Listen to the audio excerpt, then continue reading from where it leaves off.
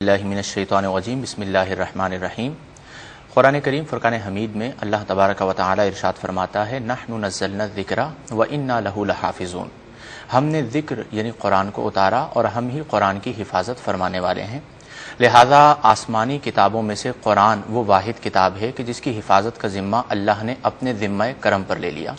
اسی لیے قرآن میں لفظی تعریف تو بالکل ممکن ہی نہیں ہے۔ اگر زبر زیر کی تبدیلی کر دی جاتی ہے تو پتہ چل جاتا ہے، حافظ بچہ فوراً کھڑا ہو کر کہہ دیتا ہے کہ یہاں پر زبر نہیں بلکہ زیر ہے اور یہاں پر زیر نہیں بلکہ پیش ہے۔ لیکن اس کے ساتھ ساتھ جو کلام کی عظمت ہوتی ہے، کلام کی حرمت ہوتی ہے، وہ متکلم کے اعتبار سے ہوتی ہے۔ متکلم جتنی اعلیٰ ذات کا حامل ہوگا اس کے کلام کی اتنی عظمت ہوگی۔ آپ دیکھ لیجئے، ہم اپنی نجی زندگی کے اندر اپنے بھائی کی گفتگو کو کبھی اگر وہ بڑا ہے تو ویلیو دیتے ہیں، والد صاحب کی گفتگو ہے اور زیادہ ویلیو دیتے ہیں، کوئی عالم دین ہے اور زیادہ ویلیو دیتے ہیں، پیر صاحب ہیں اور زیادہ ویلیو دیتے ہیں۔ یعنی جس اعتبار سے مرتبہ و مقام ہوتا ہے اس اعتبار سے ان کو اہمیت دی جاتی ہے۔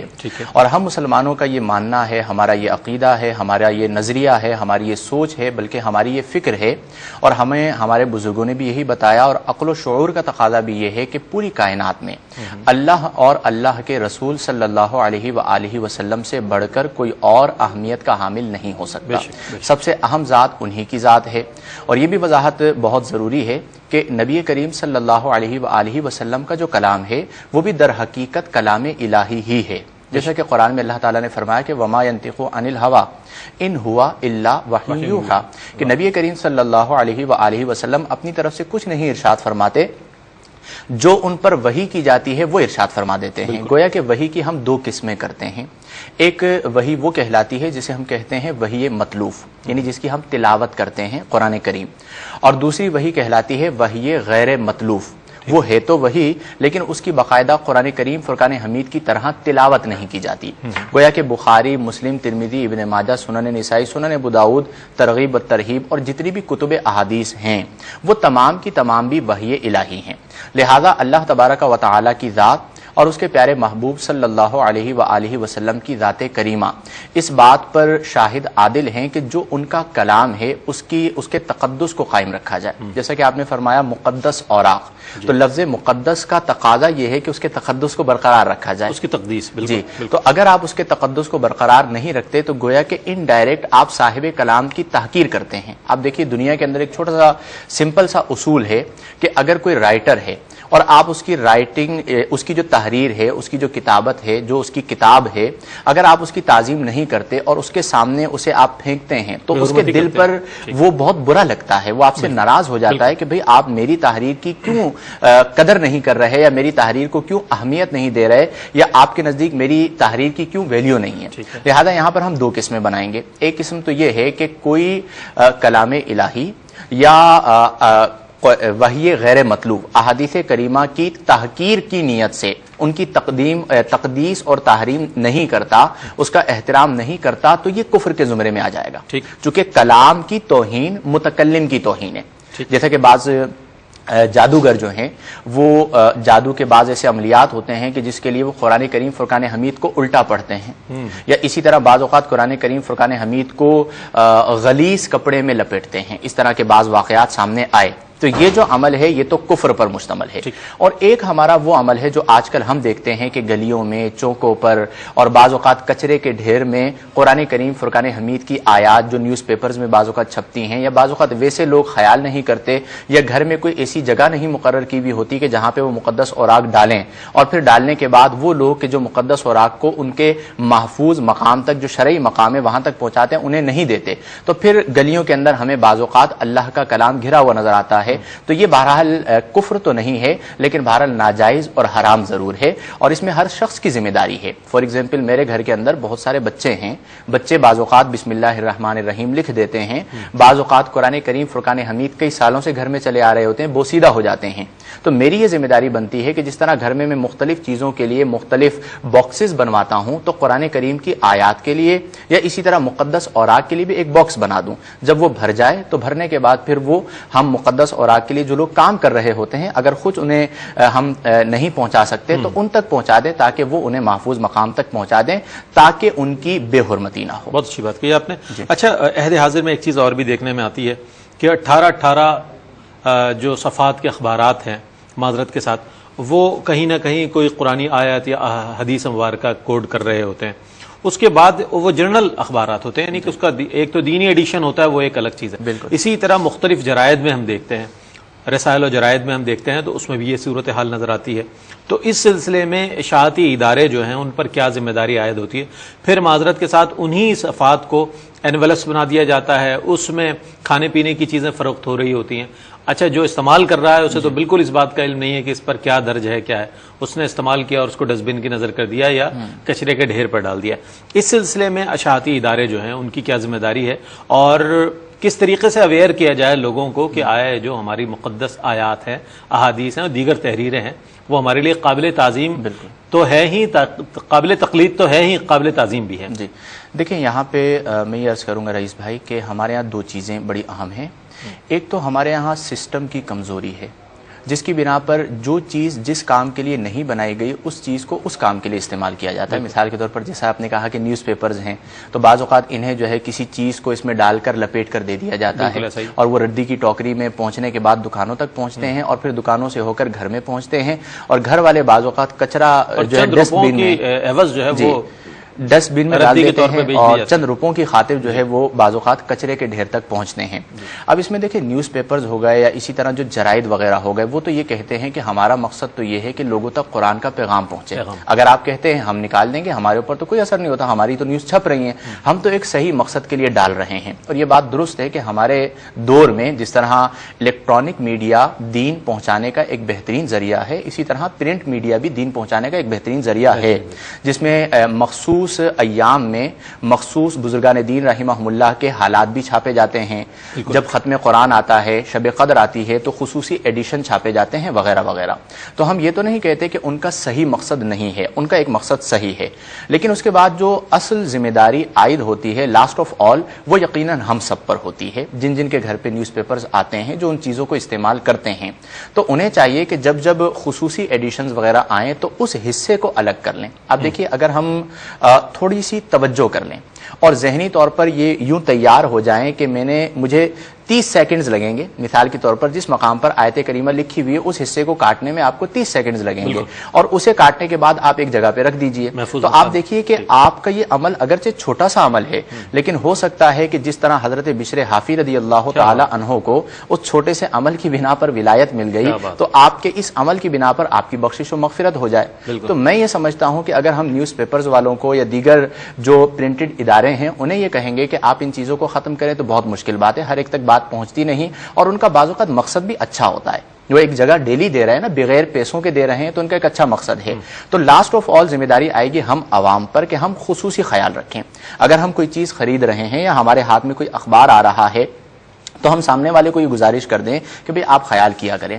اور بینگ اے مسلم ہم یہ بات سمجھتے ہیں کہ اگر آپ درد مندی کے ساتھ اپنے مسلمان بھائی کو سمجھائیں گے تو ہر مسلمان اتنا ادراک تو ضرور رکھتا ہے کہ مجھ پر یہ لازم ہے کہ میں اپنے رب کے کلام کا تقدس کروں اور میں اپنے پیارے رسول صلی اللہ علیہ وآلہ وسلم کے کلام مبارک جو احادیث کریمہ کی صورت میں ہیں ان کی تقدیس کو مد نظر رکھتے ہوئے وہ اپنی ذاتی کوشش کے مطابق ان کی بے حرمتی نہ ہونے دوں. بہت اچھی بات ہے. اچھا، جیسا کہ آپ نے فرمایا بڑی اچھی بات ہے کہ گھر میں کوئی ایسی جگہ ہونی چاہیے کہ جہاں اس کو بڑے ہی ادب و احترام کے ساتھ ان صفحات کو رکھا جائے تاکہ اس کو کسی محفوظ مقام پر، اب کسی جمع کرنے والے نے کر تو لیا یہ کام، اب وہ کس طرح اس کو لے جائے اور کہاں لے جائے اور کس طرح اس کو ایسے مقام پر لے جائے جہاں پر اس کی مزید اور کہیں بے حرمتی نہ ہو اور محفوظ مقام ہے. بالکل. دیکھیں، طلب منزل جو ہے وہ راہ منزل خود بتا دیتی ہے. ہماری زندگی میں ہم بہت ساری چیزوں کے طالب ہوتے ہیں اور جب ہماری طلب سچی ہوتی ہے تو راہیں بھی مل جاتی ہیں، لوگ بھی مل جاتے ہیں، روابط بھی ہو جاتے ہیں اور بالآخر ہم منزل تک پہنچ بھی جاتے ہیں. یہ اللہ کا بڑا فضل ہے ہماری قوم پر کہ اب بھی ہمارے درمیان ایسے لوگ ہیں کہ جو للہ فی اللہ فی سبیل اللہ اللہ کے دین کی خدمت کے ارادے سے اس حوالے سے کام کر رہے ہیں. ایک تو ہمارے یہاں مساجد میں ہم نے دیکھا ہے کہ باقاعدہ مقدس اوراق کے لیے ایک جگہ مقرر ہوتی ہے. اب پرابلم یہ ہے کہ ہم اتنی تکلیف برداشت نہیں کرتے کہ اگر ہمارے گھر میں ایک تھیلا تیار ہو گیا ہے تو میں اسے اٹھاؤں اور خود جا کے مسجد چھوڑ کر آ جاؤں. سب سے آسان طریقہ کار یہ ہے. طلب مسئلہ ہو گیا سب کے لیے کہ मतलब मसाजिद जाएं और मसाजिद में वो डालें। बिल्कुल, यानी हमने मेरे ख्याल में आपके कहने का मकसद भी है कि दिक्कत तलब बना लिया है अपने लिए, वरना बहुत ईजी है, नमाज के लिए जाते हुए भी आप ले जा सकते हैं। तो अगर आप मस्जिद पहुंचा देते हैं तो वो ऑर्गेनाइजेशंस जो मुक़द्दस औराक के लिए बाकायदा काम कर रही हैं, उनका एक फंडिंग सिस्टम है और बहुत बड़े लेवल पे है, तो वो फिर मसाजिद में रुजू करते हैं। और उन्होंने बाकायदा, हमने देखा है, आपके भी इल्म में होगा कि गाड़ियां रखी हुई हैं और वो वहां से मुक़द्दस औराक को लेकर गाड़ियों के जरिए ठंडा कर देते हैं। और बाज लोगों को हमने ये भी देखा है कि वो खुद इस मैं हमाकत कहूं या क्या कहूं कि नटी जटी पे जाके, आपने देखा होगा, वहां से जाके मुक़द्दस औराक फेंक देते हैं। अब जितनी उनका तक़द्दुस वहां पर पामाल होता है उतना शायद घर पे नहीं हो रहा होता, क्योंकि वो बिल्कुल किनारे के करीब होते हैं। तो बाज़ औक़ात वो बिल्कुल किनारे पे आ जाते हैं, ऑयली पानी होता है और उसके अंदर वो बिल्कुल किनारे पे आके बिखर जाते हैं।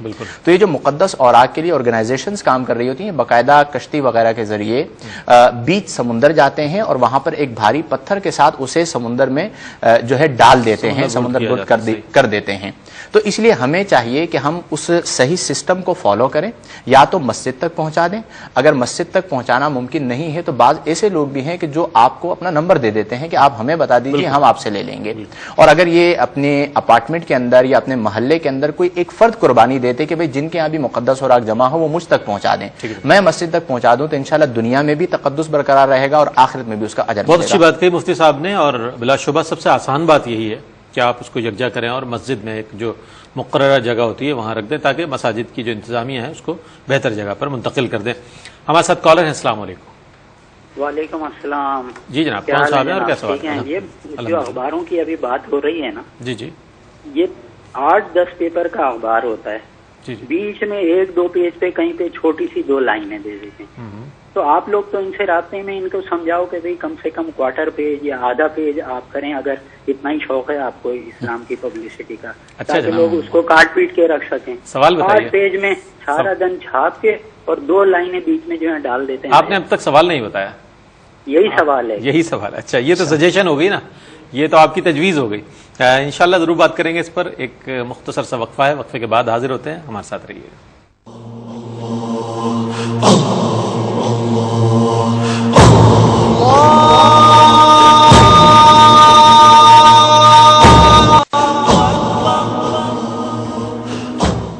खुशामदीद नाजरीन, आप देख रहे हैं प्रोग्राम अल इस्लाम। मुफ्ती मोहम्मद शाहिद साहब इस प्रोग्राम के मुस्तकिल गेस्ट स्पीकर होते हैं माशाअल्लाह, और हमारे भाई ने वक्फे से कबल ये तजवीज़ पेश की थी कि इस तरह होना चाहिए। यकीनन आप लोगों के जहनों में जो बातें हैं उसको अमली जामा जब पहनाएंगे तो इंशाअल्लाह वो काम उसी तौर पर होगा जिस तरह मुफ्ती साहब ने फरमाया। वो साहब क्या फरमाएंगे, लोगों के जहनों में ये ख्याल भी बेदार है कि ऐसा होना चाहिए? बिल्कुल, देखें, हर एक का एक अपना दर्द होता है और उस दर्द का एक अपना पैमाना होता है, और बाज़ औक़ात वो जो सोचते हैं, चाहते हैं वैसा हो भी जाए। और उनके दर्द का ये मतलब हरगिज़ उन्हें नहीं लेना चाहिए कि जो सामने वाला काम कर रहा है उसके दिल में कोई दर्द नहीं है, वो भी कुछ सोचता है, लेकिन बाज़ औक़ात चीज़ों के तकाज़े होते हैं। तो बहरहाल जब खुसूसी एडिशंस आते हैं तो वहाँ पर तो वो ख़ास तौर पर पूरा एक पेपर जो है वो छापते हैं, ये एक अच्छा अमल है। और अगर इससे ज़्यादा कुछ कुरानी आयात तफसीर के साथ और अहादीस करीमा तशरीह के साथ और एक आध बुजुर्गान दीन रहिमहुमुल्लाह का कौल जिक्र कर दिया जाए तो एक अच्छा मशवरा है। अगर इस पर कोई अमल करता है तो मैं ये समझता हूँ उसके लिए भी सआदत की बात है और हमारी कौम के लिए भी एक मशअले राह होगा जो लोग सीखने का इरादा रखते हैं। अच्छा, तबाती तौर पर बात हो गई तो एक बात और करता चलो कि बसा औक़ात हम ये देखते हैं कि अक़ीक़े के रुक़े जो होते हैं, शादी ब्याह के, उन्हें भी इस तरह का डिज़ाइन दे दिया जाता है कि वो तुगरे लगने लगते हैं। क्या फरमाएंगे इस हवाले से? उसके ऊपर तमाम चीज़ें लिखी जाती हैं, अब वो भी किसी ने पढ़ा और उसके बाद उसने रद्दी की नज़र कर दिया, तो इन चीज़ों में भी हमें कितनी एहतियात करनी चाहिए? जी हाँ, देखिए, इन्विटेशंस में हमें थोड़ा सा ख्याल करना चाहिए। उसकी वजह यह है कि इन्विटेशन का मकसद सिर्फ होता है आपका जो है वो पैगाम पहुँचाना, इन्विटेशन देना कि आप हमारे यहाँ फ़लाँ दावत है उसमें आ जाइएगा।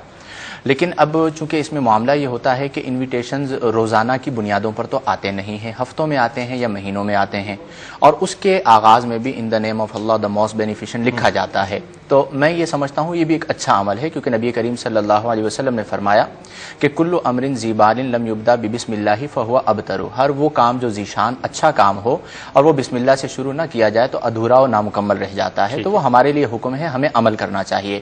لیکن جب ہم تک پہنچ گیا تو گھر میں پہنچنے کے بعد پھر اس کا خیال رکھنا یہ ہماری ذمہ داری بن جاتی ہے۔ ضمن ایک سوال آ گیا، بسم اللہ سے شروع کیا تو بسم اللہ کے اگر اعداد لکھ دی جائیں 786 تو کیا وہ اس کا متبادل ہو سکتے ہیں یا بسم اللہ الرحمن الرحیم ہی پورا لکھنا دیکھیں بسم اللہ الرحمن الرحیم میں چونکہ باقاعدہ ایک قرآنی آیت کے طور پر یہ ہے، جو اس کی فضیلت ہے وہ 786 کی فضیلت تو نہیں ہے، یہ بات تو بالکل انڈرسٹوڈ اور واضح سی بات ہے، ہر کوئی سمجھ سکتا ہے کہ اس میں باقاعدہ اللہ کا نام آ رہا ہے، الرحمن آ رہا ہے، الرحیم آ رہا ہے۔ لیکن یہ سوال یہاں پر ضرور بنتا ہے کہ بعض لوگ 786 کے وجود کا انکار کرتے ہیں، وہ یہ کہتے ہیں کہ 786 جو ہے یہ بسم اللہ الرحمن الرحیم کا بدل ہو نہیں سکتا۔ تو یہ بات پیش نظر رکھنی چاہیے کہ 786 علم الاعداد میں بسم اللہ الرحمن الرحیم ہی ہے، جیسے لفظ اللہ ہے، اب آپ عربی میں کہتے ہیں تو گاڈ کہتے ہیں GOD، تو وہاں پر بھی اس کا وہی معنی بنتا ہے۔ تو اسی طرح جس طرح انگلش جو ہے ایک زبان ہے تو اعداد کی بھی ایک زبان ہے، تو اس میں بسم اللہ الرحمن الرحیم کا جو علم الاعداد کے مطابق عدد بنتا ہے وہ 786 بنتا ہے۔ آپ کی اجازت سے دو کالرز کو لینے بہت دیر سے ویٹ کر رہے ہیں۔ السلام علیکم۔ السلام علیکم۔ وعلیکم السلام ورحمۃ اللہ۔ جی جناب، کون صاحب ہے اور کیا سوال ہے آپ؟ میں قاری عرب سے بول رہا ہوں، فیصلہ آباد سے۔ جی قاری صاحب، یہ پوچھنا تھا کہ آپ فرما رہے ہیں کہ جو خوراک جو ہے نا محفوظ جگہ پہ پہنچا دیں، یہ واضح فرما دیں کہ محفوظ جگہ کون سی ہے یا ان کا کیا حل ہے، نہر میں یا دفن کرنے چاہیے یا نہر میں بہا دینے چاہیے؟ دوسرا ایک سوال اور تھا، اگر غلطی سے دوسرے خوراک جل جائے بندے سے تو اس کا کفارہ وغیرہ کیا ہے؟ کفارہ کیا ہے؟ اچھا، پہلا جو سوال ہے آپ کا اس کا جواب تو بہرحال اگر آپ ابتدا سے پروگرام دیکھ رہے ہوتے تو یقیناً آپ کو مل جاتا، لیکن میں گزارش کروں گا مفتی صاحب سے کہ انشاءاللہ اس کو دہرا دیں گے، اور دوسرا جو سوال ہے وہ بھی نوٹ کر لیا گیا، انشاءاللہ ضرور پیش کریں گے اس کا جواب۔ ایک اور ہمارے ساتھ کالر ہیں۔ السلام علیکم۔ میں بتایا گیا کہ جب تک عمرہ کرنے کے بعد آدمی اپنے بال نہیں کٹواتا تو وہ اس کے لیے اس کی بیوی بھی جو اس کے پاس نہیں جانا چاہیے، کیا یہ اچھی باتیں ہیں؟ کچھ یہ ذرا تفصیل سے بتانا ہمیں سر۔ بہت شکریہ آپ کا جناب، بہت مختصر وقت میں سوال کر دیا آپ نے، بہت شکریہ اس پروگرام میں شامل ہونے کے لیے۔ مفتی صاحب کیا فرمائیں گے؟ دو تین سوالات ہیں۔ جی بالکل، یہ قاری ارشد صاحب نے فیصل آباد سے کال کی تھی۔ پہلا تو یہ کہ انہوں نے کہا کہ ہم نے محفوظ مقام کا ذکر کیا، تو محفوظ مقام سے کوئی غار مراد ہے، کوئی مزار مراد ہے، کیا مراد ہے؟ دیکھیں، محفوظ مقام سے مراد یہ ہے کہ دو طریقہ کار ہوتے ہیں مقدس اوراق کو محفوظ مقام تک پہنچانے کے۔ ٹھیک ہے۔ پہلا طریقہ کار تو سمندر برد کرنا، جیسا کہ آپ نے بھی ذکر کیا کہ آپ درمیان سمندر میں یا کنارے سے کافی دور جانے کے بعد کسی وزنی چیز کے ساتھ سمندر برد کر دیں، تو اب یہاں پر ان کا تقدس برقرار رہے گا اور وہ سمندر برد ہو گئے، یہ ایک طریقہ کار ہے۔ دوسرا طریقہ کار دفن کا بھی ہے، لیکن اس میں یہ یاد رکھیں کہ دفن لحد کی صورت میں ہوگا۔ لحد کی صورت سے مراد یہ ہے کہ آپ ایک کھڈا کھودیں گے، کھودنے کے بعد پھر اس کے اندر یعنی قبلے کی طرف اگر آپ چاہیں تو ایک کھڈا اور کھود دیں اور وہاں پر آپ قرآن کریم فرقان حمید کو رکھ دیں اور پھر پتھر رکھ کر اس پہ مٹی وغیرہ ڈال دیتے ہیں، تو یہ لحد کی صورت میں جائز ہے۔ لیکن اس میں ایک چیز کا بہت خاص خیال رکھنے کی ضرورت ہے، اور وہ یہ ہے کہ جب آپ لحد بنائیں تو کسی ایسی جگہ پر آپ بنائیں کہ جہاں پر آپ کا پاؤں نہ پڑے۔ اگر آپ قبرستان عام قبرستان میں بناتے ہیں تو یقیناً لوگ وہاں پہ بعض اوقات چلتے بھی ہیں، تو جو قبریں ہیں ان پر چلنے کی حرمت ہے، تو جہاں پر قرآن کریم فرقان حمید ہوگا جو اللہ کا کلام ہے تو بدرجہ اولا حرمت ہوگی۔ تو ہمارے یہاں لحد والی صورت بہت کم ہے، اور یہ جو سمندر برد کرنے والی صورت ہے یہ بہت زیادہ بھی ہے اور بہت آسان بھی ہے، اس پر عمل کر لیں تو بہت بہتر ہے۔ ہمارے ساتھ دو کالرز ہیں مفتی صاحب، پھر آپ کے جوابات بھی لیں گے انشاءاللہ۔ السلام علیکم۔ السلام علیکم۔ وعلیکم السلام ورحمۃ اللہ وبرکاتہ۔ میں دبئی سے بات کر رہا ہوں، میرا نام سلطان ہے۔ جی فرمائیے۔ اچھا، مسئلہ یہ ہے کہ میں ہوں ایڈورٹائزنگ کمپنی میں کام کرتا ہوں، اور ہمارے پاس جو اشتہارات آتے ہیں کانڈولنس کی، مطلب تعزیتی اشتہارات، جس کسی کا انتقال ہوا ہے اس میں کافی عربی آیتیں چھپ جاتی ہے، اور اخبارات جو ہمارے پاس آتے ہیں بلک میں آتے ہیں۔ اب ہمارے پاس جو ہے ایک مسلمان میں ہوں اس واحد کمپنی میں، باقی سارے نان مسلم بیٹھے ہوئے ہیں۔ میں تو کافی حد تک کٹ کر کے نکال لیتا ہوں، لیکن کافی حد ایسا ہو جاتا ہے کہ کچھ اخبارات کا روٹین وقت کے حساب سے ویسٹ میں چلا جاتا ہے۔ تو اس کا مجھے یہ پتا کرنا ہے اس کا ازالہ کس پہ ہوگا، اس کی ذمہ داری مجھ پر آ رہی ہے یا مالکان کے اوپر آ رہی ہے یا چھاپنے والوں پر آ رہی ہے؟ ٹھیک ہے جناب، بہت شکریہ آپ کا اس پروگرام میں شامل ہونے کے لیے۔ اگلے کالر کو شامل کرتے ہیں۔ السلام علیکم۔ سب سے پہلی بات اور اچھی بات تو یہ ہے کہ آپ کو اس بات کا احساس ہے، اس بات کا احساس زندہ ہے آپ میں، یہی ایک بہت اچھی بات ہے۔ ضرور انشاءاللہ مفتی صاحب سے جواب لیں گے، لیکن ایک اور ہمارے ساتھ کالر ہیں۔ السلام علیکم۔ السلام علیکم۔ ہیلو، السلام علیکم. السلام علیکم. وعلیکم السلام. کیا سوال ہے بہن آپ کا؟ میرا مفتی صاحب سے یہ سوال ہے کہ ہم اکثر جو ہے مطلب آیات ہوتی ہیں نا، کئی دفعہ ہمیں کیلنڈر وغیرہ آتے ہیں جو رمضان میں، تو ان پہ مختلف چیزیں لکھی ہوتی ہیں، تو ہم ان کو ایسا کرتے ہیں. پہلے تو نہیں پتا تھا نا، ابھی یہ پروگرام میں نے سنا، مجھے پتا چلا، ہم کئی دفعہ پھاڑ کے تندور میں پھینک دیا تھا تو وہ کہیں جل گئی ہیں. اب آپ مجھے بتائیں کہ اس کو ہم کیا کفارہ ادا کریں. دوسرا، ہم کئی دفعہ سے کہیں مولانا صاحب یا کسی سے تعویذ وغیرہ لیتے ہیں، وہ ہمارے گھر میں پڑے ہوتے ہیں، ہمیں نہیں پتا چلتا کہ یہ تعویذ ہم نے کتنے عرصے سے لیے ہیں یا ان کا کیا طریقہ کار ہے، تو وہ پڑے ہوئے ہیں. تو اب ہم مفتی صاحب سے میں یہ پوچھنا چاہتی ہوں کہ ان کا کیا طریقہ کار ہے، اب ہم ان کو کہاں پھینکیں یا کس جگہ ان کو ڈالیں. بہت شکریہ آپ کا اس پروگرام میں شامل ہونے کے لیے. وہ سب سوالات آپ کے. جی بالکل. قاری رشید صاحب نے دوسرا کوشچن یہ کیا تھا کہ اگر کبھی غلطی سے اوراق جل جائیں تو کیا کریں. میں یہاں پر ایک وضاحت تو یہ ضروری کرنا چاہوں گا کہ بعض لوگ ہمارے ہاں یہ کہتے ہیں یا سمجھتے ہیں کہ قرآن کریم کے جو مقدس اوراق ہیں انہیں جلا دیا جائے، اور وہ دلیل پکڑتے ہیں حضرت عثمان غنی رضی اللہ تعالی عنہ کے عمل مبارک سے. تو میں یہ عرض کروں کہ دور حاضر میں یہ ادب کے بالکل خلاف ہے. ہمارے ہاں اسے اچھا نہیں سمجھا جاتا، بلکہ بعض اوقات اسی کی وجہ سے لڑائی جھگڑے ہو جاتے ہیں. لہذا قرآن کریم کو، کلام الہی کو جلانے کی اجازت نہیں ہے. جہاں کا حضرت عثمان غنی رضی اللہ تعالی عنہ کے عمل مبارک کا تعلق ہے تو وہاں پر ایک حکمت تھی، وہ یہ تھی کہ قرآن کریم مختلف لغات میں تھا. تو حضرت عثمان غنی رضی اللہ تعالی عنہ نے قرآن کریم کو لغت قریش پر جمع کیا، بقیہ تمام لغات کو آپ نے جو ہے وہ ان کا احراق فرما دیا. وہ اس لیے تھا کہ اگر بعد میں وہ نسخہ کسی کے ہاتھ لگ جاتا تو جو اتنا بڑا کام حضرت عثمان غنی رضی اللہ تعالی عنہ نے کیا تھا وہ فوت ہو جاتا. اس کے بعد کسی نے اس پر عمل نہیں کیا ہے، لہذا جلانے کی اجازت نہیں ہے. یہ کہہ رہے ہیں کہ اگر غلطی سے آیت ہی کیوں نہ ہو، خواہ وہ ایک آیت ہی کیوں نہ ہو، اور مومن خود سمجھ سکتا ہے کہ اللہ کے کلام کو کیسے جلائے گا وہ.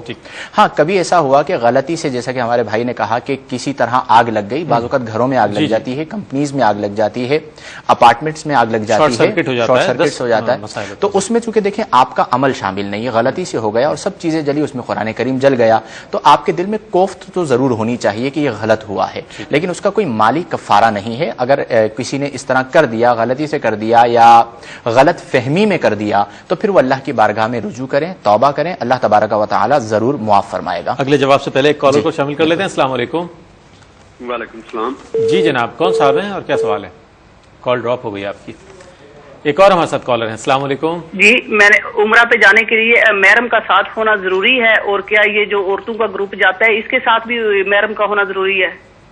ٹھیک ہے، بہت شکریہ، انشاءاللہ ضرور شامل کریں گے. جی مستم. جی اس کے بعد ایک بھائی سلطان نے کال کی تھی دبئی سے. ان کا کویشچن یہ تھا کہ کسی ایڈورٹائزنگ کمپنی میں کام کرتے ہیں اور وہاں پر یہ کہہ رہے ہیں کہ آیات وغیرہ بعض اوقات آ جاتی ہیں، اور میں اپنی کوشش کے مطابق انتقال سے متعلق جو اشتہارات ہوتے ہیں جی ہاں اس میں بھی آیات آ جاتی ہیں. تو میں یہ کہہ رہے تھے کہ میں اپنی کوشش کے مطابق کاٹ لیتا ہوں، لیکن کبھی کبھی چونکہ کام اس طرح کا ہے تو نظر انداز بھی ہو جاتی ہیں، تو اس کا گناہ مالکان پر ہوگا یا ہم پر ہوگا؟ دیکھیں جی، جہاں تک ہم تو کسی پر فتویٰ نہیں لگا سکتے کہ گناہ آپ پر ہو رہا ہے یا مالکان پر ہو رہا ہے، لیکن ایک اصول ہم ضرور بیان کر سکتے ہیں کہ جو غلط کرے گا، غلطی کرنے والے پر اس کا گناہ ہوگا. تو ہمارے بھائی کا جذبہ بہت اچھا ہے، ان کے دل میں یہ خوف تھے، تو انہیں یہ چاہیے کہ اپنی طاقت کے مطابق وہ کوشش کرتے رہیں، اس پر انہیں اجر ملے گا. اور جہاں پر کوئی کوتاہی ہو جاتی ہے، ان کی طاقت سے معاملہ باہر ہو جاتا ہے، تو وہ ان پر ذمہ نہیں ہے، یعنی اس میں یہ گناہگار نہیں ہوں گے. بقیہ لوگ بلک میں آتی ہیں چیزیں ہمارے پاس اور بہت سی رہ جاتی ہیں. بالکل بالکل. تو چونکہ اب ان کی طاقت سے باہر ہے نا، اتنی کثرت کے ساتھ جب آ رہی ہیں تو یہ کس طرح الگ کریں گے؟ پھر بھی ان کا عمل بہت اچھا ہے کہ کوشش کرتے ہیں اور ان کے دل میں یہ جذبہ موجود ہے، تو یہ لائق تحسین ہے، اور اللہ تعالیٰ نیتوں کو دیکھتا ہے. تو آپ کی نیت اللہ تبارک و تعالیٰ جانتا ہے، تو یقیناً اللہ تبارک و تعالیٰ معاف فرمائے گا. ایک بہن نے کال کی تھی، پہلا کویشچن ان کا یہ تھا کہ ہم جیسے کیلنڈر وغیرہ جو ہیں اس پہ آیات لکھی رمضان المبارک کے جس پہ جی ہاں، تو یہ کہہ رہی ہے کہ پہلے ہمیں پتہ نہیں تھا، ابھی ہم نے آپ کا پروگرام سنا ہے تو پتہ چلا ہے، تو یہ بھی بہت اچھی بات ہے. میں تو سمجھتا ہوں اس پروگرام کی افادیت حاصل ہو گئی ہے. حاصل ہو گئی بالکل. تو اب دیکھیں ماضی میں جو ہوا کہ انہوں نے کہا کہ پھاڑ کر پھینک دیا، تو دیکھیں ایک تو کامن سینس ہوتا ہے، آپ کو یہ پہلے بھی سوچنا چاہیے کہ میں کلام الہی کو کس طرح پھاڑ رہا ہوں یا پھاڑ رہی ہوں، خیال کرنا چاہیے. لیکن اگر غلطی میں ایسا ہو گیا تو خطا اور غلطی غلطی جو ہے وہ اٹھا لی گئی ہے. اللہ تبارک و تعالیٰ کا خصوصی فضل ہے امت مسلمہ پر, لہذا اس کا جو انہوں نے کہا کہ کوئی کفارہ دینا ہوگا, تو یہ یاد رکھیں کہ مالی جو کفارہ ہوتا ہے وہ صرف انہی مقامات پر ہوتا ہے جہاں پر شریعت نے مالی کفارہ بیان کر دیا. کچھ لوگوں کو ہم نے یہ دیکھا ہے کہ وہ اپنے ذاتی نفع کے لیے ایسے چیزیں کہ جن میں مالی کفارہ نہیں ہوتا اس میں بھی مالی کفارہ بیان کر دیتے ہیں تاکہ ہمارا فائدہ ہو جائے, اور یہ چیزیں بعض علاقوں میں بعض ایریاز میں بہت کثرت کے ساتھ ہے. جیسے قرآن کریم گر گیا, غلطی سے گر گیا, چلے جی آپ جو ہے وہ 5,000 روپے کفارہ ادا کریں, کوئی مولوی یہ کہہ دیتا ہے, تو یہ بالکل غلط طریقہ کار ہے. اس کا مالی کفارہ شریعت نے بیان نہیں کیا ہے, اور جہاں پر مالی کفارہ شریعت بیان نہ کرے تو وہاں پر آپ اپنی عقل سے مالی کفارہ بیان نہیں کر سکتے. لہذا اس کا جو کفارہ ہے وہ یہ ہے توبہ کر لیجیے, آپ توبہ کریں گے اللہ تبارک و تعالیٰ قبول فرمائے گا.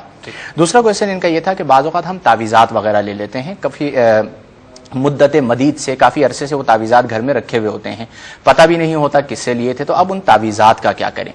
یہ یاد رکھیں کہ جب آپ روحانی اسکالر سے تعویذات حاصل کرتے ہیں تو یہ اس بات کی دلیل ہوتی ہے کہ آپ یقیناً قرآنی آیات پر مشتمل تعویذات لے رہے ہیں. جو بھی روحانی اسکالر ہوں گے, ریلیجیس علماء ہوں گے, دیندار لوگ ہوں گے, تو وہ قرآنی آیات ہی لکھ کر دیتے ہیں, اور وہ جو فائدہ ہوتا ہے تعویذ میں قرآنی آیات کی وجہ سے ہوتا ہے اور احادیث کریمہ کی وجہ سے ہوتا ہے. اس میں درود پاک لکھا جاتا ہے, قرآنی آیات لکھی جاتی ہیں, بعض اوقات نبی کریم صلی اللہ علیہ وسلم کے صحابہ کا نام لکھا جاتا ہے, بعض میں عادات بھی لکھے جاتے ہیں. تو اس لیے جس طرح ہم نے مقدس اوراق کا کہا تو تعویذات کا شمار بھی انہی میں ہوگا. تعویذات بھی مقدس ہیں, وہ مقدس سے خارج نہیں ہے. لہذا جو حکم مقدس اوراق کا ہے وہی تعویذات کا ہے, کہ جس طرح آپ مقدس اوراق سمندر برد کرتے ہیں اسی طرح آپ تعویذات بھی سمندر برد کر دیجئے, تو انشاءاللہ الجلیل اس میں کوئی گناہ نہیں ہوگا. بس اس میں ایک خیال یہ لازمی رکھیں کہ روحانیات کے اندر تعویذات پورا ایک شعبہ ہے, اور اس میں بعض اوقات تعویذات کو کھولنے کی ممانعت ہوتی ہے کہ آپ تعویذات کھول کر مت دیکھیے گا, اس کے بعض اوقات اثرات ہوتے ہیں. تو اگر آپ کے پاس کوئی اس طرح کا تعویذ ہے, یا بعض اوقات گھروں سے تعویذات برآمد ہو جاتے ہیں عملیات کی بنا پر, تو وہ ان تعویذات کو کھولے بغیر سمندر برد کر دیجئے, تو آپ کے ذمے سے وہ معاملہ ساقط ہو جائے گا.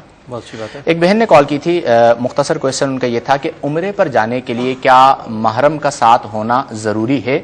جی ہاں, دیکھیں نبی کریم صلی اللہ علیہ وآلہ وسلم کی حدیث کریمہ کی بنا پر محرم شرط ہے. جب آپ مدت سفر پر جاتے ہیں تو آپ کے لیے محرم ہونا بہت ضروری ہے. اگر آپ کے ساتھ محرم نہیں ہے تو پھر آپ پر عمرہ ویسے بھی لازم نہیں تھا, ایک سنت ہے, تو آپ سنت کو ادا کرنے کے لیے حرام کا ارتکاب نہیں کر سکتے.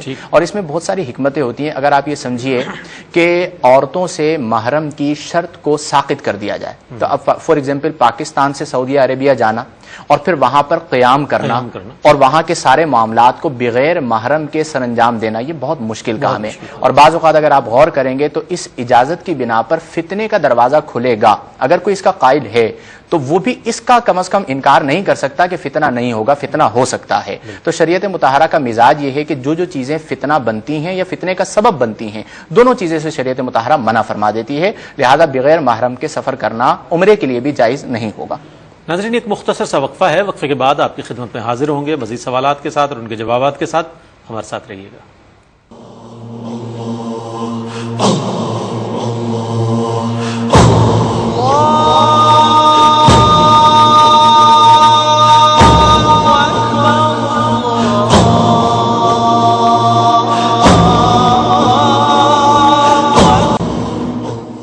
خوش آمدید ناظرین, آپ دیکھ رہے ہیں پروگرام الاسلام اور آپ کے سوالات, مفتی صاحب کے جوابات.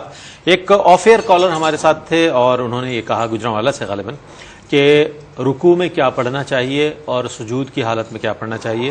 مفتی صاحب یہ سوال بھی شامل کر لیجیے اپنے سوالات میں, اور میں چاہوں گا جوابات عنایت. بالکل, اس سے پہلے ہم نے عمرے کے حوالے سے سوال مکمل کیا تھا, اس کے بعد اگلا کویشچن یہی آ گیا. افضل بھائی نے گجرانوالا سے کال کی کہ رکوع اور سجود کی تسبیحات کیا ہیں. رکوع کی تسبیح ہے سبحان ربی العظیم, اور سجدے کی تسبیح ہے سبحان ربی الاعلی. ترتیب کی میں چاہوں گا اس کے تعداد کے حوالے سے میں عرض کروں گا کہ کم از کم 3 مرتبہ سبحان ربی العظیم رکوع میں اور 3 مرتبہ سبحان ربی الاعلی سجدے میں پڑھی جائے. لیکن اگر کوئی قضا نمازیں ادا کر رہا ہے تو اس کے لیے کمی میں رخصت یہ ہے کہ وہ ایک بار بھی کہہ سکتا ہے, سبحان ربی العظیم کہہ کے کھڑا ہو سکتا ہے قضا نمازوں کی ادائیگی میں. اور اگر کسی کو ذوق مل رہا ہے تو وہ تاک آداد میں جتنی پڑھنا چاہے پڑھ سکتا ہے. تو اس میں 5 کا عدد، 7 کا عدد یا پھر 9 کے عدد تک تو مستحب ہے، افضل ہے، تو وہ اس عدد تک جا سکتا ہے. لیکن اتنی زیادہ تاخیر کرنا کہ سامنے والا یہ گمان کرے کہ یہ نماز ہی میں نہیں ہے، یہ مناسب نہیں ہے.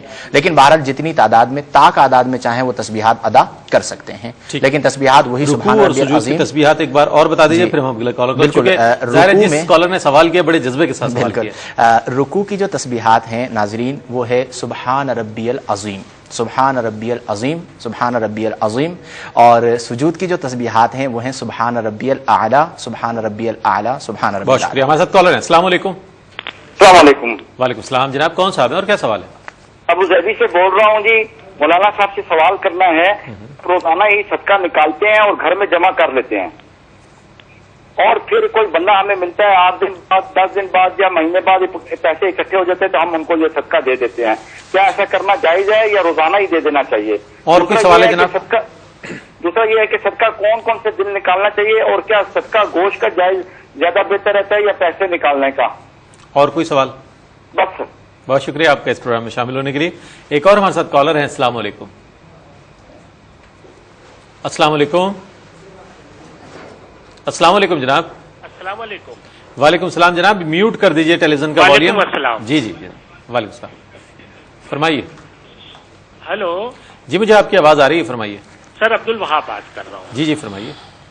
حضرت سر میرے سوال یہ ہے کہ جیسے دکانوں پہ بعض ٹائم پہ نام لکھا ہوتا ہے الحمدللہ رب العالمین یا تو بسم اللہ الرحمن الرحیم، اور اس پہ پانی بھی گرتا ہے اور وہ پانی زمین پہ بھی گر رہا ہوتا ہے. اور بعض ٹائم پہ ایک پیالے ہوتے ہیں آپ نے دیکھا جس میں یاسین شریف آیت الکرسی وغیرہ بھی ہوتی ہے، جس کے اندر لوگ پانی بھر کے رکھتے ہو پھر پیتے ہیں. تو اگر اس میں مٹی وغیرہ یا کوئی بھی ایسی ہو جائے تو بعض ٹائم پہ پھر اس کا کیا مطلب وہ ہوتا ہے کہ وہ چیز اگر اس میں کوئی غلط خدا نخواستہ کوئی غلط. عبد الوہاب صاحب بہت شکریہ ادا کروں گا میں آپ کا کہ آپ نے ایک اور جہت اس کی ہمارے ذہنوں میں روشن کر دی کہ وہ پیالے یا وہ برتن کے جس پر قرآنی آیات لکھی ہوتی ہیں، عام طور پر آیت الکرسی یا سورہ یاسین کے نقش ہوتے ہیں، اس حوالے سے ضرور بات کریں گے چونکہ آج مقدس اوراق کے حوالے سے ہم بات کر رہے ہیں. جی وہ سب کچھ فرمائیے گا.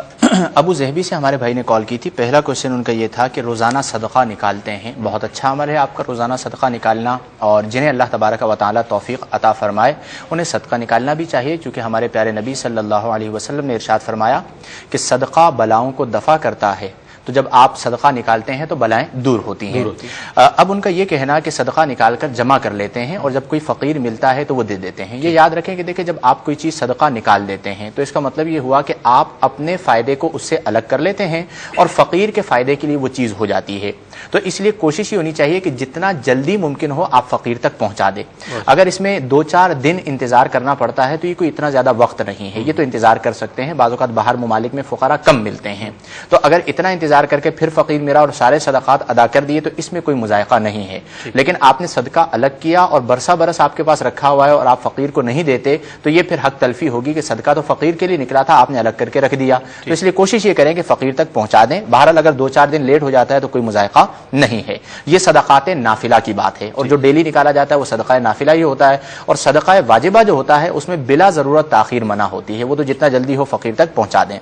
کس دن صدقہ نکالیں؟ جس دن آپ تو روزانہ ہی نکال رہے ہیں تو بہت اچھی بات ہے، اس کے لیے کوئی دن خاص نہیں ہے. ہاں یہ ضرور ہے کہ جب آپ کے ساتھ معاملات بڑھ جائیں، کوئی برا خواب آپ دیکھ لیں تو میں اکثر یہ کہتا ہوں کہ آپ صدقہ دے دیا کریں، چونکہ خواب کی 2 ہی تعبیریں ہوتی ہیں، اچھی یا بری. اچھی ہے تو مل جائے گی، بری ہوگی صدقے کی وجہ سے ٹل جائے گی، آپ ذہنی طور پر مطمئن ہو جائیں گے. تو اس لیے کسی بھی دن آپ صدقہ نکال لیں. ایک اور سوال بھی شامل تھا، وہ میں آپ سے اس کا جواب لوں گا، لیکن 2 کالرز ہمارے ساتھ. السلام علیکم. السلام علیکم. السلام علیکم جی. وعلیکم السلام. کون صاحب ہیں جناب اور کیا سوال ہے آپ کا؟ رضوان بول رہا ہوں جی لاہور سے. میرے ایک عزیز ہیں، وہ پچھلے ویک ان کی ڈیتھ ہو گئی، تو ان کی جو مسز ہیں نہ وہ کچھ کماتی ہیں نہ ان کی بچیاں چھوٹی ہیں، تو وہ مطلب اور ان کا کوئی کمانے والا نہیں ہے. عدت کا مسئلہ ہے کہ وہ علاج کے لیے باہر جانا چاہتی ہیں کہیں گھر سے باہر، تو کیا کریں؟ اور بچیوں کو تو باہر بھیجنے سے رہیں، وہ کیا ان کے لیے عدت مسٹ ہے؟ کیا وہ لازمی عدت پوری کریں گی؟ اور مطلب ہے وہ نہیں تو علاج کیسے کروائیں وہ اگر باہر جانا ہو تو؟ ٹھیک ہے، بہت شکریہ آپ کا اس پروگرام میں شامل ہونے کے لیے. آپ کا سوال نوٹ کر لیا گیا ہے، بہت شکریہ. ہمارے ساتھ ایک اور کالر ہیں. السلام علیکم. السلام علیکم. کال ڈراپ ہو گئی ہے.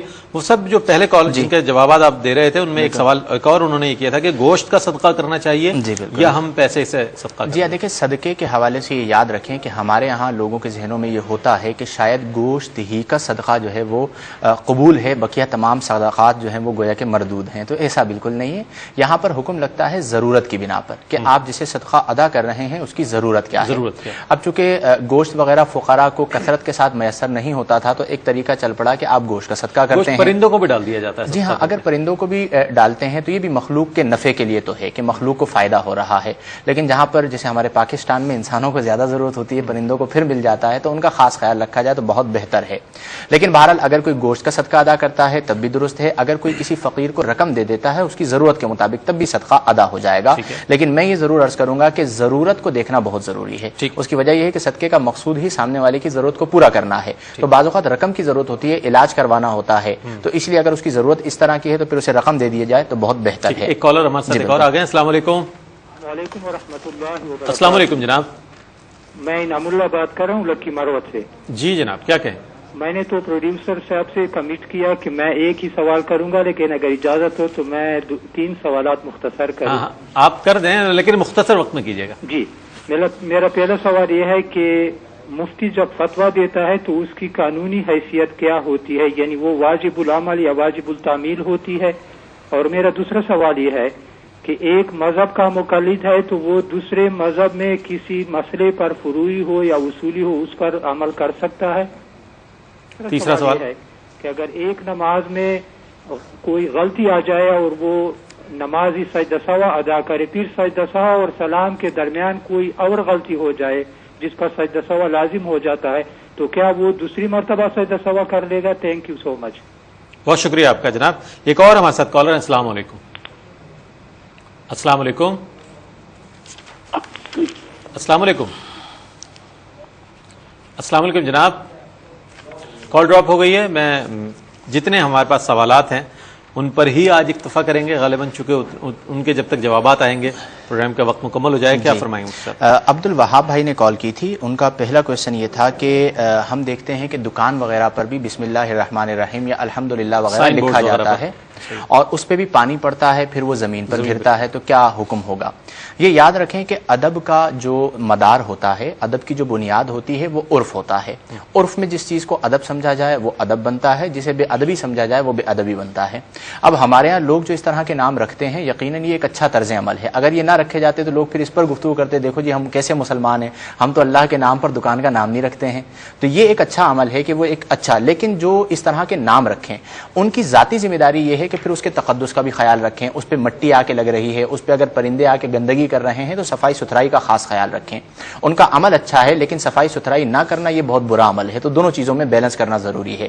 اسی طرح انہوں نے کہا کہ بعض اوقات پیالے ہوتے ہیں اس میں سورہ یاسین لکھی ہوئی ہوتی ہے، پانی پی لیتے ہیں، تو بالکل یہ تو ایک علاج، روحانی علاج بھی ہوتا ہے کہ آپ جب اس پانی کو پیتے ہیں تو وہ کلام الہی سے مس ہو کر آتا ہے تو آپ کو اس سے فائدہ ہوتا ہے۔ لیکن ان پیالوں میں بھی اسی طرح جس طرح کاغذ کا تقدس ہوا کلام کی وجہ سے، تو وہ جو پیالے ہیں یا وہ جو برتن ہے اس کا بھی تقدس ہوگا اس کلام کی وجہ سے۔ تو جس طرح مقدس کلام کو سمندر برد کیا جاتا ہے تو اس طرح کے جو برتن جتنے بھی ہوں گے ان کو سمندر برد کیا جائے گا، اور گھر میں خاص خیال رکھا جائے گا کہ انہیں نیچے نہ رکھا جائے، نیچے نہ پھینکا جائے، اور ان کے ساتھ کوئی ہمارا ایسا رویہ موجود پانی کو ضائع نہ کیا جائے، کوئی بھی ہمارا ایسا رویہ نہیں ہونا چاہیے کہ جسے ہمارے عرف میں بے ادبی سمجھا جائے، جیسا کہ ہمارے بھائی نے ذکر کیا۔ اسی طرح ہمارے بھائی رضوان بھائی نے کال کی تھی لاہور سے، انہوں نے کہا کہ میرے کوئی عزیز ہیں، ان کا انتقال ہو گیا، بیوہ ہیں، بچے ہیں اور ان کی عدت ہے، تو کیا وہ علاج کے لیے باہر جا سکتی ہیں یا نہیں؟ یہ یاد رکھیں کہ جس عورت کے شوہر کا انتقال ہو جائے اس کی عدت 4 مہینے 10 دن ہے۔ 4 مہینے 10 دن کی جو عدت ہے یہ سوگ کی عدت ہے، اور اس عدت سوگ میں بلا ضرورت باہر نہیں نکل سکتے، بناؤ سنگار نہیں کر سکتے وغیرہ، لیکن ضرورتاً باہر نکل سکتے ہیں۔ اگر انہیں کسی نے یہ کہا کہ علاج کے لیے بھی باہر نہیں جا سکتے تو بالکل غلط کہا ہے۔ یہ تو وہی والی بات ہو گئی کہ ایک بندہ گھر پہ مر رہا ہے یا ایک خاتون جو ہے گھر پہ مر رہی ہیں اور عدت چل رہی ہے جی 4 مہینے 10 دن تک، چونکہ عورت کی جو عدت ہے سوگ کی عدت یہ بہت طویل عدت ہوتی ہے، 4 مہینے 10 دن، تو مختلف عوارضات ہوتے ہیں، مختلف حالات ہوتے ہیں، لہذا اگر کوئی عذر شرعی ہے، جیسا کہ انہوں نے کہا کہ علاج کے لیے باہر جانا ہے، تو وہ ضرورتاً باہر جا سکتی ہیں اور وہ کام کرنے کے بعد پھر دوبارہ گھر لوٹ کر آ جائیں، اس چیز کا خاص خیال رکھیں۔ لکی مروت سے ایک بھائی نے کال کی تھی، پہلا کویشچن یہ تھا کہ مفتی کے فتویٰ کی قانونی حیثیت کیا ہے۔ یہ یاد رکھیں کہ دیکھیں پہلے جو علامہ شامی نے اس پر بڑی تفصیل کے ساتھ بحث فرمائی ہے کہ پہلے جو مفتی ہوا کرتے تھے وہ مجتہد کہلاتے تھے. ان کا کام یہ ہوا کرتا تھا کہ وہ ڈائریکٹ قرآن و حدیث سے مسئلے نکال کر بیان کرتے تھے.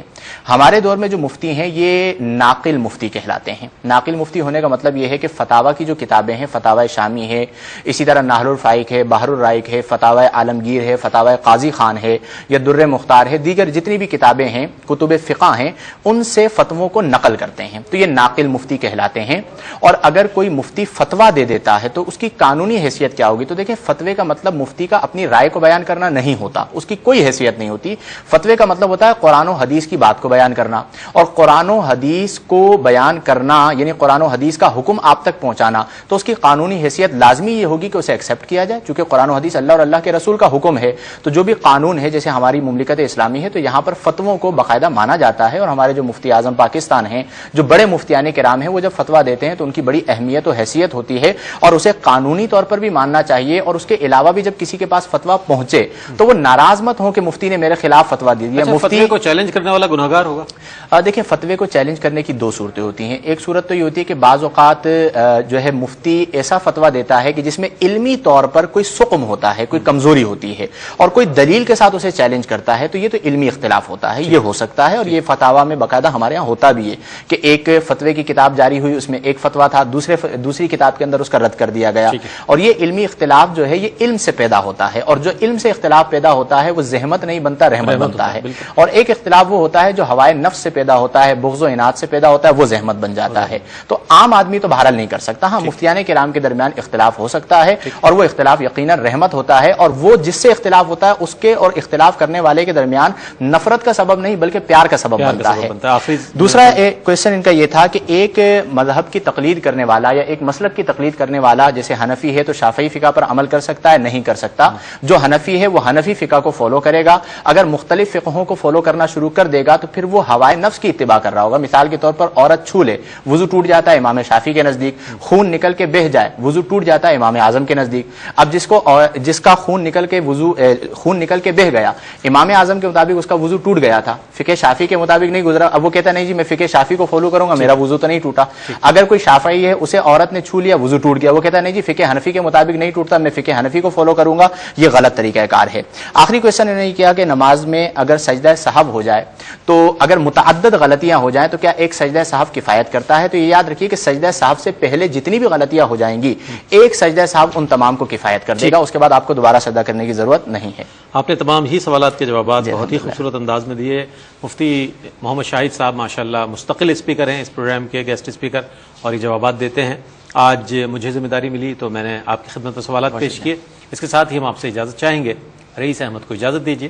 اللہ حافظ.